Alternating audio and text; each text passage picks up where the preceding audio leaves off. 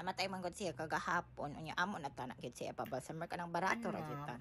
Ang naagyod sa amo na package diri karon sa among funeral services.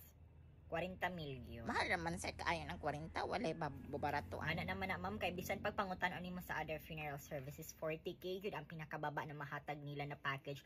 Kung ana na siya mamahal, libre na balsamar, libre na siya lungon, mga decorations ug unsa pa diha. Ang kanang imong 40k wa na kay buhaton ana magpaabot na lang gyud ka sa inyong balay na ampuan ng Naglisod patay. man yun may kaayo karon mamang amo lang tanag ba na matabangan mi. Kana ra man gud amang gusto ma'am kanang mahlo na. Pila na rin inyong budget ma'am? Kwarta gyud 10k lang. 10k.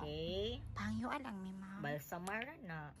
Grabe sa nakamahal na balsamar. Uy, igor man tana na pang hulbuton man siguro ng kuan dira. Lisod man gyud ang pagbalsamar ma'am. Abi ninyo sayon ra ang pagbalsamar.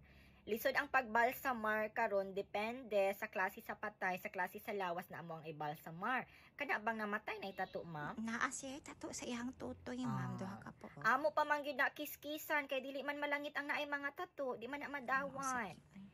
I-make sure pud namo ma'am nasa kanang sa 40k langit na gina diri sa inyong patay. Ay okay. Amo gyud na himuan og paagi na madawat siya. Kana na lang 40k.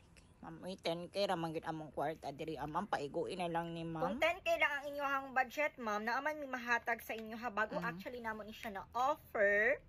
Sa man na siya. 10k apil na siya lungon pero ang ato ang lungon ma'am i-remind lang nako ha baldi. Kalo isa taon sa patayng lawas. Isulod na lang nato siya sa baldi kay ang inyong patayng lawas ato man siya i-process into boneless. Okay, tanggalan nato siya bukog. Ang mabili na mga panit atong pilo-piloon isulod nato sa baldi atong takloban may atong ilubong manang 10k lang siya. Kana na lang siguro ma'am. Unsa kay tawag ato ma'am? Boneless. 10k ra man siya ma'am no. Yes ma'am, unsa man go to sa boneless. Kana na lang ma'am, di naman sa siguro malangit ni apil ang bukog. Kana ra